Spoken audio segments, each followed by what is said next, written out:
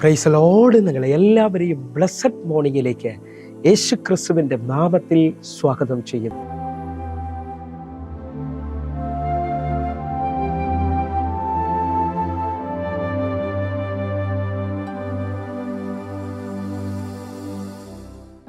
പ്രാർത്ഥിച്ചാൽ ഉത്തരമുണ്ട്, യാചിച്ചാൽ മറുപടിയുണ്ട്, മുട്ടിയാൽ തുറന്നിടും, ചോദിച്ചാൽ ലഭിച്ചിടും, അത് നിശ്ചയം. പ്രാർത്ഥിച്ചാൽ ഉത്തരമുണ്ട്, യാചിച്ചാൽ മറുപടിയുണ്ട്, മുട്ടിയാൽ തുറന്നിടും, ചോദിച്ചാൽ ലഭിച്ചിടും, അത് നിശ്ചയം. നിശ്ചയം നിശ്ചയം അത് നിശ്ചയം, വാക്കു പറഞ്ഞവൻ മാറുകില്ല. നിശ്ചയം നിശ്ചയം അത് നിശ്ചയം, വാഗ്ദത്തം തന്നവൻ അകലുകില്ല.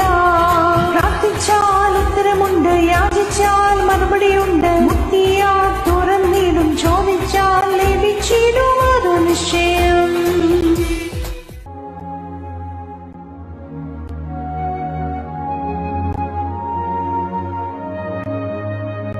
പ്രിയരെ, അനുഗ്രഹിക്കപ്പെട്ട ഒരു പ്രഭാതം കൂടെ നമ്മുടെ ജീവിതത്തിൽ അനുവദിച്ചു തന്ന വലിയവനായ ദൈവത്തിന് നമുക്ക് ഒരുമിച്ച് ചേർന്ന് നന്ദി പറയാം.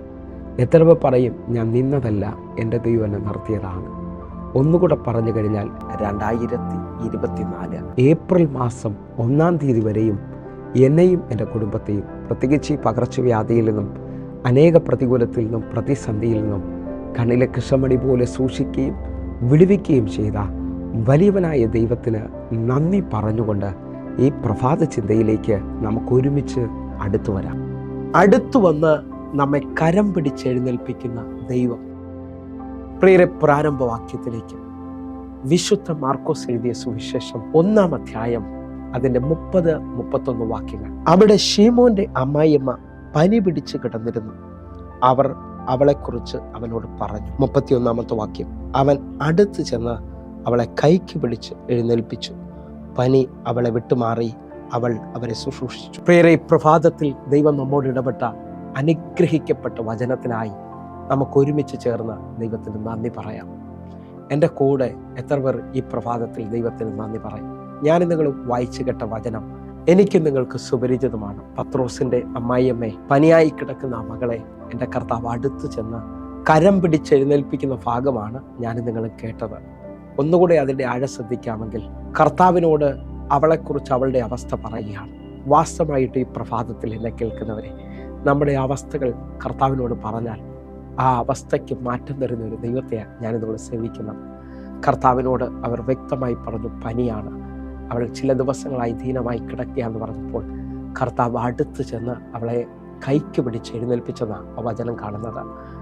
ഈ കാലഘട്ടത്തിൽ പനിയും പകർച്ചവ്യാധിയൊക്കെ നമ്മുടെ നടുവിൽ നിൽക്കുമ്പോൾ ലോകപ്രകാരം മനുഷ്യരാരും രോഗികളുടെ അടുക്കലേക്ക് പോകാൻ പറ്റാത്ത സമയത്ത് അല്ലെങ്കിൽ മടിക്കുന്ന സമയത്ത് എൻ്റെ കർത്താവിൻ്റെ പ്രത്യേകത, ഏത് രോഗത്തിൻ്റെ അനുഭവത്തിലും എൻ്റെ കർത്താവ് നിൻ്റെ അടുക്കൽ വരും.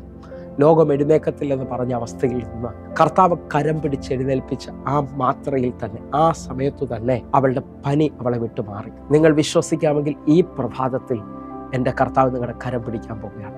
ചിലത് വിട്ടുമാറും, കർത്താവ് നിങ്ങളെ എഴുന്നേൽപ്പിക്കും. എങ്കിൽ ഈ പ്രഭാതത്തിൽ ഞാൻ നിങ്ങളെ ശ്രദ്ധിക്കുന്നത് എഴുന്നേൽപ്പിക്കുന്ന ദൈവത്തെക്കുറിച്ചാണ്. ഹല്ലേലൂയ. ഏതെല്ലാം വിധത്തിലാണ് നാം എഴുന്നേൽക്കുന്നത്? ഒന്നുകൂടെ ശ്രദ്ധിച്ചാൽ, വർഷങ്ങളായ രോഗത്തിൽ കിടക്കുന്നവരുണ്ട്, നാളുകളായി എഴുന്നേൽക്കണമെന്ന് ആഗ്രഹിക്കുന്നവർ.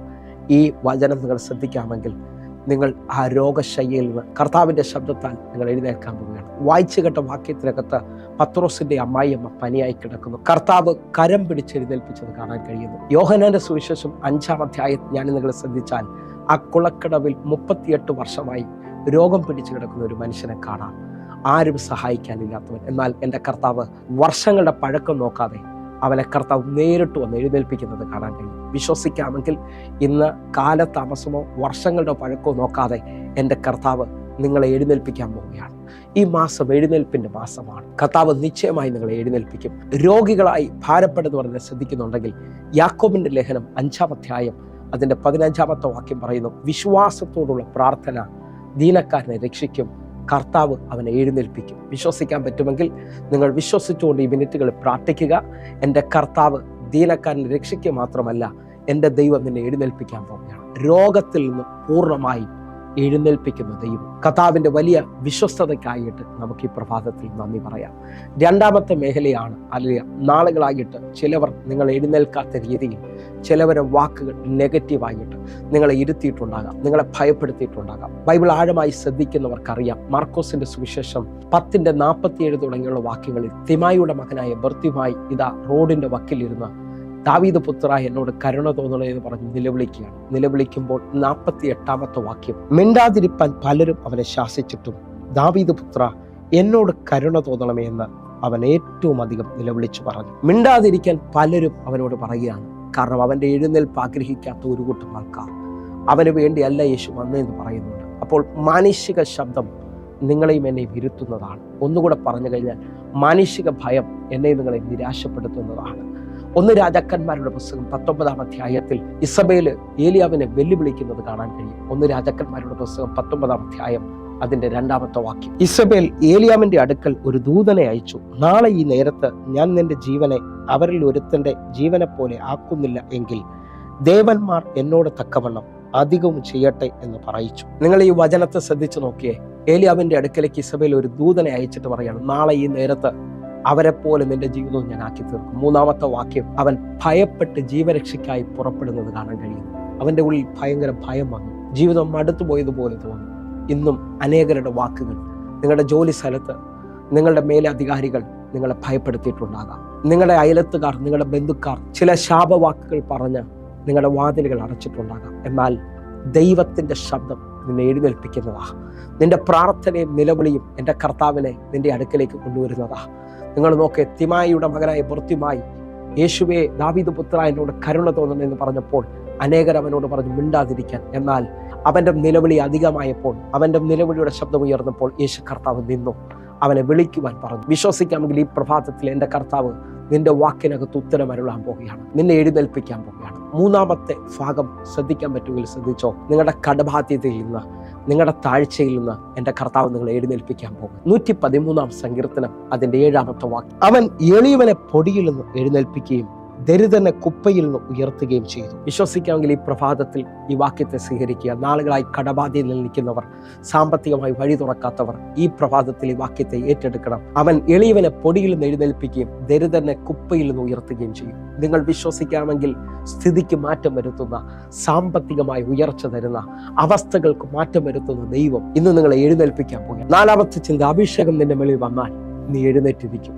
യെശയ്യാ പ്രവാചകന്റെ പുസ്തകം 40-ാം അധ്യായം അതിന്റെ 31-ാമത്തെ വാക്യം, എങ്കിലും യഹോവയെ കാത്തിരുന്നവർ ശക്തിയെ പുതുക്കും, അവർ കഴുകന്മാരെ പോലെ ചിറകടിച്ച് കയറും, അവർ തളർന്നു പോകാതെ ഓടുകയും ക്ഷീണിച്ചു പോകാതെ നടക്കുകയും ചെയ്യും. നിങ്ങൾ വിശ്വസിക്കുന്നവരാണെങ്കിൽ അഭിഷേകം നിങ്ങളെ എഴുന്നേൽപ്പിക്കാൻ പോവുകയാണ്. യെശയ്യാവ് 60-ാം അധ്യായത്തിൽ പറയുന്നു, എഴുന്നേറ്റ് പ്രകാശിക്കുക, നിന്റെ പ്രകാശം വന്നിരിക്കുന്നു, യഹോവയുടെ തേജസ് നിന്റെ മേൽ ഉദിച്ചിരിക്കുകയാണ്. അഭിഷേകം നിന്റെ മേലിൽ വെളിപ്പെടാൻ പോവുകയാണ്. ഒന്നുകൂടി ആഴം ശ്രദ്ധിക്കാമെങ്കിൽ അപ്പോസ്തല പ്രവൃത്തി 3-ാം അധ്യായം അതിന്റെ 6-ാമത്തെ വാക്യം, അപ്പോൾ പത്രോസ്, വെള്ളിയും പൊന്നും എനിക്കില്ല, എനിക്കുള്ളത് നിനക്ക് തരുന്നു, നസറാന യേശുവിന്റെ നാമത്തിൽ നടക്ക എന്ന് പറഞ്ഞു. വിശ്വസിക്കാമെങ്കിൽ അഭിഷേകത്തിൽ നിറഞ്ഞ പത്രോസ് 40-ലധികം വയസ്സുള്ള അമ്മയുടെ ഉദരം മുതൽ മുടന്തലായ മനുഷ്യനെ കരത്തിൽ പിടിച്ചുകൊണ്ട് എഴുന്നേൽപ്പിക്കുകയാണ്.